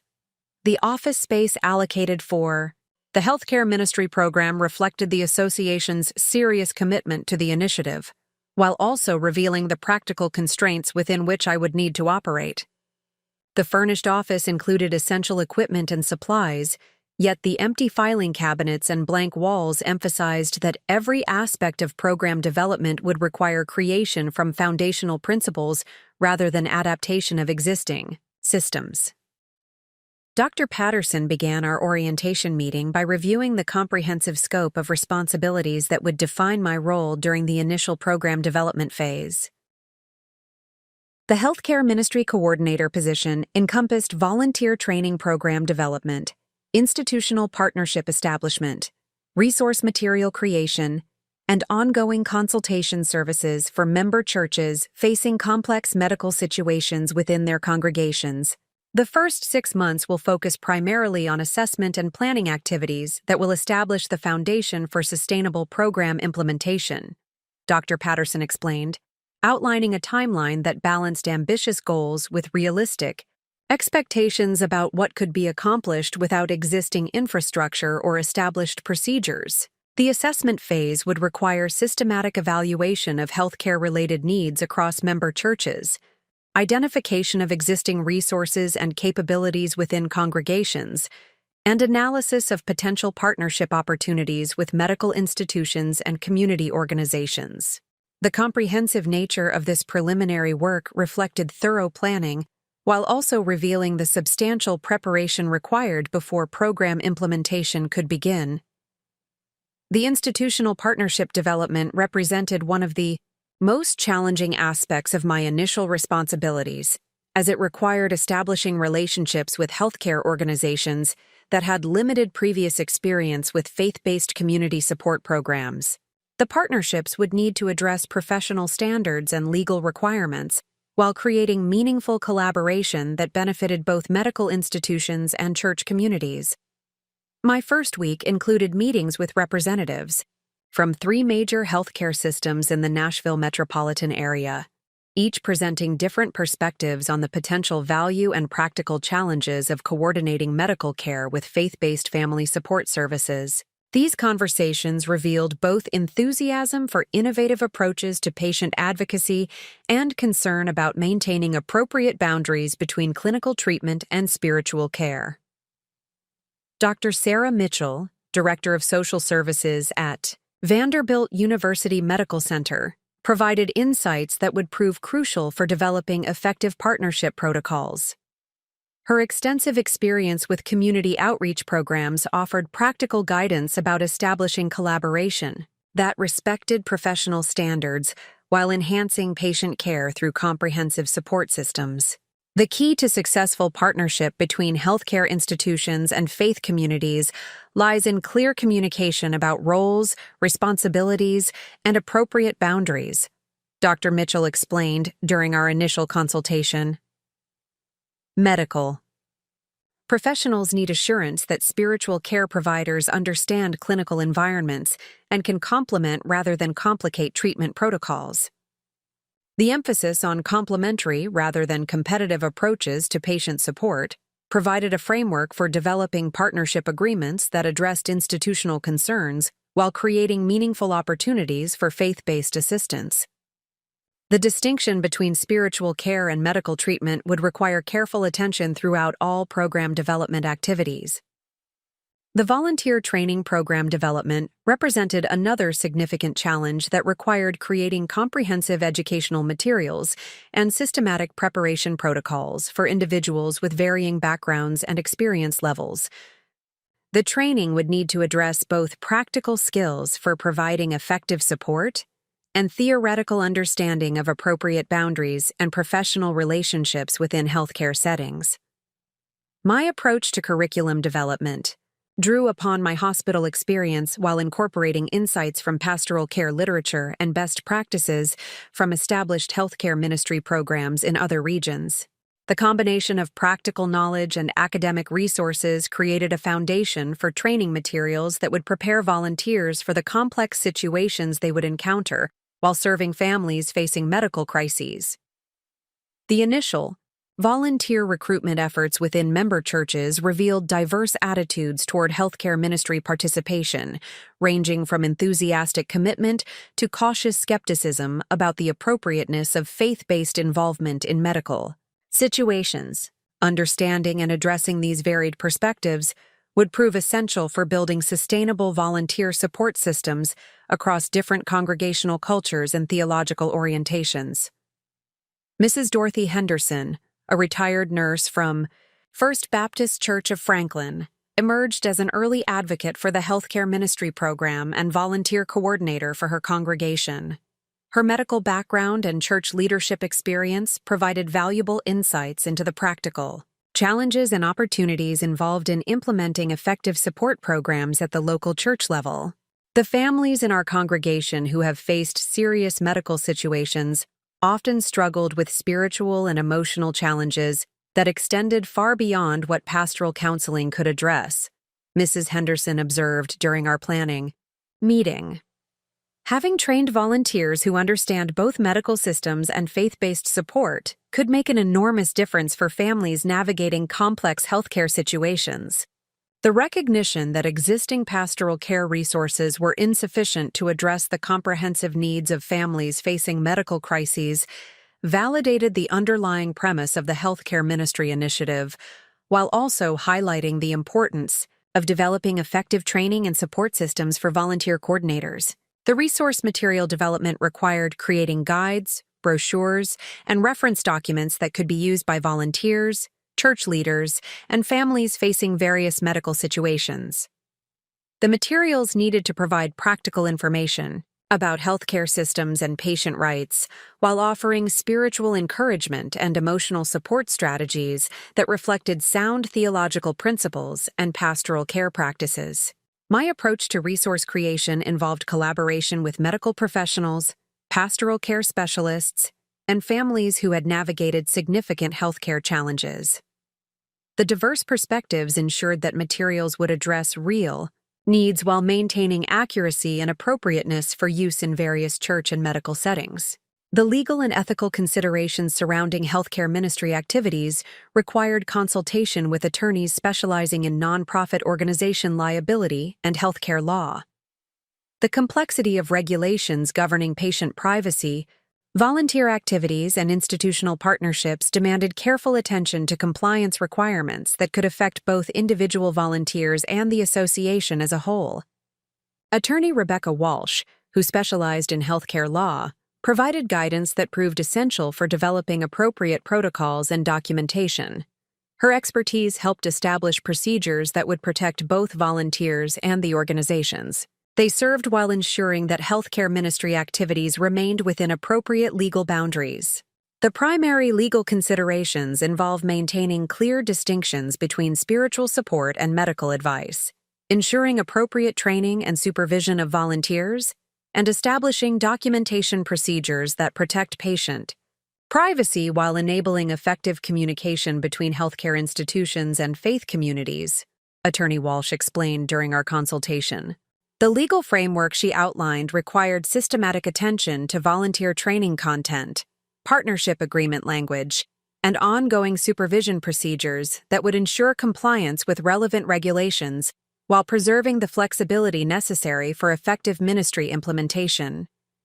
The first month of program development revealed both the enormous potential for positive impact and the substantial challenges involved in creating sustainable systems for healthcare ministry coordination. The complexity of institutional partnerships, volunteer training requirements, and legal compliance considerations exceeded my initial expectations, while also demonstrating the importance of thorough preparation before program implementation. The feedback from early stakeholder meetings indicated strong support for the healthcare ministry vision among both church leaders and medical professionals. Yet it also revealed diverse expectations about program scope and implementation approaches that would require careful navigation during the development process. Balancing ambitious goals with realistic timelines became a constant consideration in all planning activities. My personal growth during this initial period required rapid development of skills in areas such as program planning, institutional, relationship building, and volunteer coordination that differed significantly from the direct patient care activities that had characterized my previous work experience. The learning curve was steep, yet the foundation of practical healthcare, knowledge and genuine care for families facing medical challenges provided confidence that enabled effective adaptation to new responsibilities. The support from association leadership proved crucial during moments of uncertainty about my ability to manage the scope and complexity of program development requirements.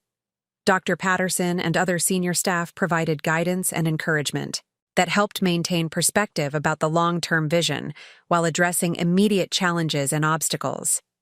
The family response to my career transition reflected their ongoing adjustment to understanding my capabilities and potential in ways that differed from their previous assumptions and expectations. My parents expressed pride in my professional advancement, while also revealing continued concern about the security and predictability of ministry work compared to traditional healthcare employment. Rebecca provided particularly valuable support during this transition period, offering insights from her business experience about managing complex projects and building professional relationships with diverse stakeholders. Her entrepreneurial perspective helped me understand how to approach program development with strategic thinking and systematic planning that would support long-term success. The first 2 months of healthcare ministry coordination confirmed both the validity of the vision that had attracted institutional support and the necessity of patient, methodical development of systems and relationships that would enable sustainable implementation. The work required different types of courage and perseverance than direct patient care, yet it utilized the same fundamental commitment to serving families during difficult circumstances. Standing in my association office at the end of my first 60 days, surrounded by developing program materials and partnership agreements, I understood that my journey from family disappointment to recognized ministry leader represented more than personal achievement. The healthcare ministry program had potential to transform how faith communities supported members facing medical challenges, while demonstrating that authentic calling could create opportunities for service that exceeded conventional expectations and traditional boundaries between different professional and spiritual domains. 3 months into my role as healthcare ministry coordinator, the theoretical frameworks and careful planning that had occupied my initial period were suddenly tested by a devastating family crisis that would define both my effectiveness as a ministry leader and the viability of the entire healthcare ministry program. The call came on a Thursday morning from Pastor Michael Stevens of Grace Community Church in Murfreesboro, his voice carrying the weight of urgent concern that immediately commanded my complete attention. The Thompson family from Pastor Stevens' congregation faced a medical emergency that encompassed every challenge the healthcare ministry program had been designed to address. 8-year-old Emma Thompson had been diagnosed with acute lymphoblastic leukemia, requiring immediate intensive treatment at Vanderbilt Children's Hospital that would involve months of chemotherapy, radiation therapy, and potential bone marrow. Transplantation procedures. The medical complexity of Emma's condition represented only the beginning of the challenges confronting the Thompson family. David Thompson worked as a construction supervisor for a small residential building company that provided minimal health insurance coverage with substantial deductibles and copayment requirements. His wife Jennifer had previously worked part-time as a retail associate, but Emma's diagnosis would require her full-time presence at the hospital for treatment support and advocacy. The financial implications of Emma's treatment would devastate the Thompson family's economic stability, while they simultaneously faced the emotional trauma of their daughter's life-threatening illness. The medical bills would quickly exceed their annual income, yet the treatment could not be delayed or compromised without risking Emma's survival chances. The family faced impossible choices between financial security and their child's life. Pastor Stevens explained that Grace Community Church was a relatively small congregation with limited financial resources and no established protocols for supporting families through major medical crises. The church leadership wanted to provide meaningful assistance, yet they lacked both the knowledge and systems necessary for coordinating comprehensive support that could address the Thompson family's complex needs effectively. "We feel called to help the Thompson family, but we honestly don't know where to begin or how to organize our efforts most effectively," Pastor Stevens admitted during our phone conversation. "This is exactly the kind of situation where your healthcare ministry program could make a real difference, but we need guidance about how to proceed in ways that will actually help rather than create additional stress for the family." The honesty of Pastor Stevens's request reflected both the genuine desire to serve and the practical limitations that many congregations faced when confronting major medical situations within their membership. The healthcare ministry program had been designed precisely to address these coordination challenges, yet this would represent the first comprehensive test of the systems and training materials that had been developed. My response to the Thompson family crisis required immediate mobilization of resources that had been created during the previous 3 months, while simultaneously testing whether the theoretical frameworks could function effectively under the pressure of real-world emergency circumstances. The situation demanded both pastoral sensitivity and practical coordination skills that would determine the credibility of the entire healthcare ministry initiative. The initial assessment involved meeting with the Thompson family at Vanderbilt Children's Hospital to understand their specific needs and concerns, while beginning the process of coordinating support services that could address their financial, logistical, and emotional challenges. The hospital environment provided familiar territory for these conversations, yet the complexity of the family's situation required comprehensive thinking that extended far beyond individual patient advocacy. David and Jennifer Thompson were overwhelmed by the sudden transformation of their lives from normal family routines to the intensive medical environment where their daughter's survival depended on treatments they barely understood. The medical terminology, insurance procedures, and treatment protocols created confusion that compounded their emotional distress and made effective decision-making increasingly difficult. Jennifer Thompson had been maintaining a vigil at Emma's bedside since the diagnosis, leaving their home and other children in the care of extended family members while trying to understand complex medical information and advocate for appropriate care.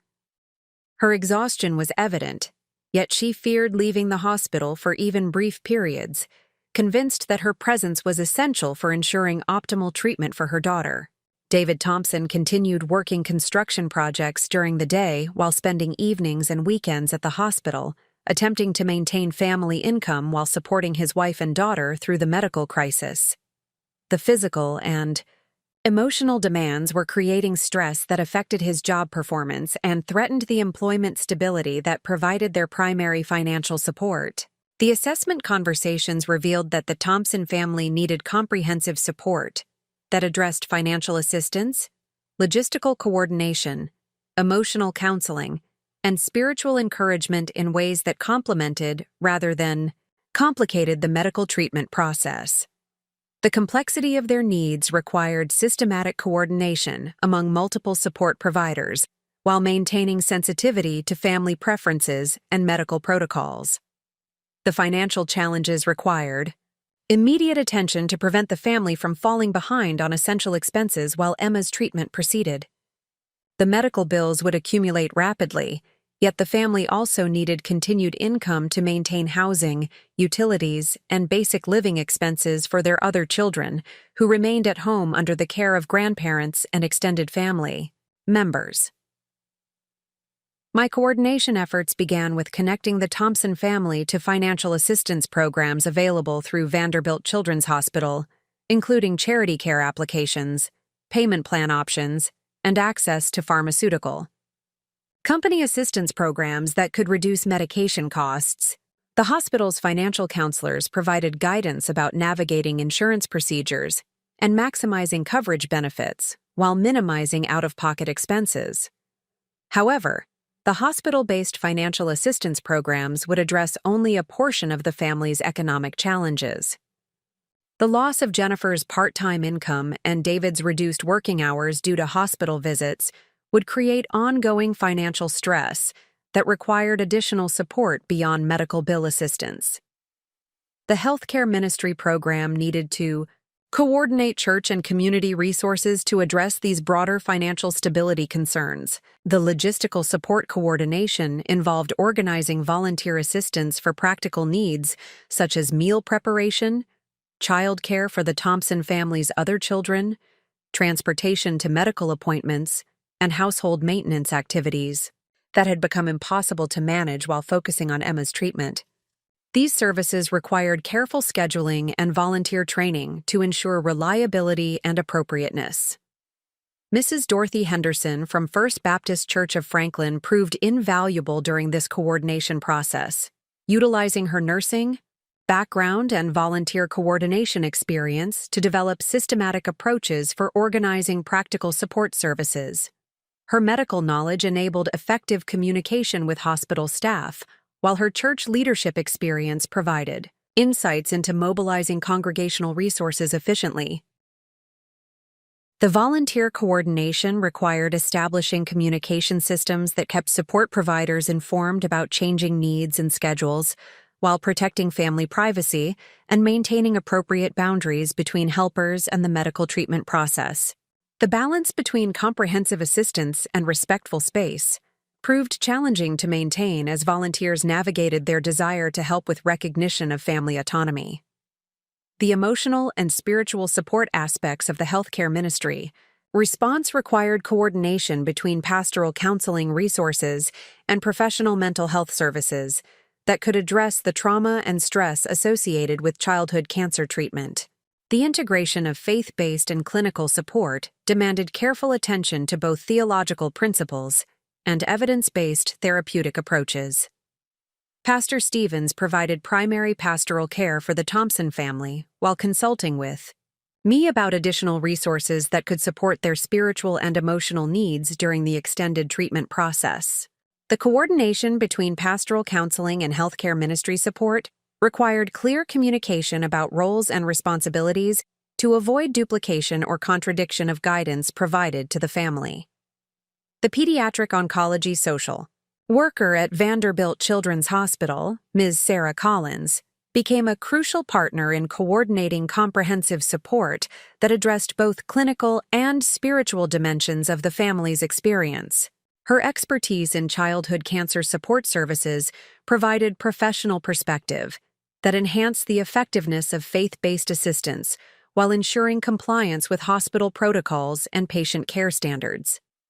The development of a comprehensive support plan for the Thompson family required weekly coordination meetings that included Pastor Stevens, key volunteers from Grace Community Church, hospital social services staff, and financial counselors who could address the various aspects of the family's needs systematically. The collaborative approach ensured that support efforts remained coordinated and effective while avoiding overwhelming the family with unorganized assistance.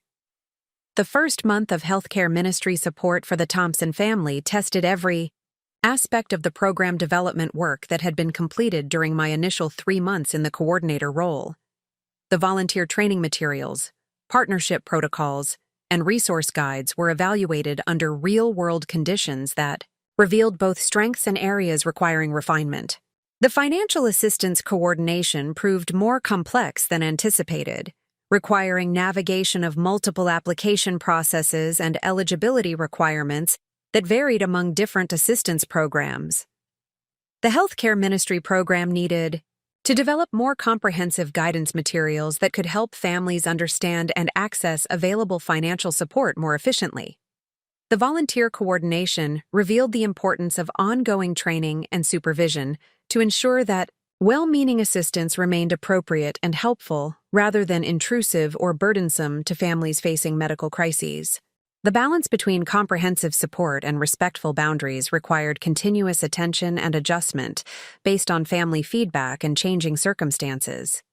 The institutional partnership with Vanderbilt Children's Hospital demonstrated both the value of formal collaboration agreements and the necessity of ongoing communication to address coordination challenges as they emerged. The hospital staff appreciated the systematic approach to community support coordination, yet they also identified areas where protocols needed refinement to ensure optimal integration with clinical care processes. The Thompson family's response to the healthcare ministry's support validated the underlying premise of the program, while also providing insights into how comprehensive assistance could be most effectively delivered. Jennifer Thompson expressed particular appreciation for the coordination approach that reduced the burden of managing multiple support providers while ensuring that their needs were addressed systematically. David Thompson noted that the financial assistance coordination had prevented the family from falling behind on essential expenses while allowing him to maintain focus on supporting his wife and daughter through the medical treatment process. The practical support had reduced stress that could have compromised his ability to function effectively in both work and family responsibilities. Emma Thompson's medical treatment proceeded successfully during the first month of intensive support, with her oncology team noting that the family's emotional stability and comprehensive support system appeared to contribute positively to her response to therapy. The integration of medical treatment with coordinated community support demonstrated the potential value of healthcare ministry programs for patient outcomes, as well as family well-being. The success of the Thompson Family Support Coordination created visibility for the healthcare ministry program among other regional Baptist Association member churches and healthcare institutions throughout the Nashville metropolitan area. The BAL's systematic approach to addressing complex family needs during medical crises provided a model that other congregations expressed interest in implementing within their own communities. Standing in my association office 6 weeks after receiving Pastor Stevens's initial call, surrounded by documentation of the comprehensive support coordination that had been provided to the Thompson family, I understood that the healthcare ministry program had proven its value through practical demonstration rather than theoretical planning. The real-world testing had revealed both the potential for significant impact and the ongoing refinement necessary for sustainable program implementation across multiple church communities. The success of the Thompson Family Support Coordination created ripple effects throughout the Regional Baptist Association network that exceeded my most optimistic projections for program visibility and institutional interest. Within 6 weeks of implementing comprehensive healthcare ministry support for Emma Thompson's leukemia treatment, pastors from 14 different member churches had contacted the association headquarters requesting information about establishing similar programs within their own congregations. Dr. Patterson called me into his office on a Monday morning 8 weeks after the Thompson family crisis had begun, his expression reflecting both satisfaction with program results and anticipation about opportunities that were emerging from the demonstrated effectiveness of systematic healthcare ministry coordination. The conversation would reveal developments that would fundamentally alter the scope and trajectory of my professional responsibilities, while validating the vision that had initially attracted institutional support for the healthcare ministry initiative. The documentation I had maintained throughout the Thompson family support process had provided comprehensive evidence of program impact that impressed both association leadership and external organizations monitoring innovative approaches to faith-based community service. The systematic tracking of financial assistance coordination, volunteer engagement, institutional partnerships, and family outcomes had created a case study that demonstrated measurable benefits of comprehensive healthcare ministry programming. Dr. Patterson began our meeting by reviewing feedback that had been received from Vanderbilt Children's Hospital regarding the effectiveness of the coordinated support approach that had been implemented for the Thompson family. The medical institution's evaluation provided external validation of program value that carried significant weight with association board members and potential partner organizations. Dr. Sarah Mitchell from Vanderbilt's Social Services Department had submitted a formal assessment that praised the systematic coordination approach while highlighting specific benefits that had been observed during Emma Thompson's treatment process. The medical institution's recognition provided credibility that enhanced the healthcare ministry program's reputation among both faith communities and healthcare organizations throughout the region. Up next, you've got two more standout stories, right on your screen. If this one hit the mark, you won't want to pass these up. Just click and check them out. And don't forget to subscribe and turn on the notification bell so you don't miss any upload from us.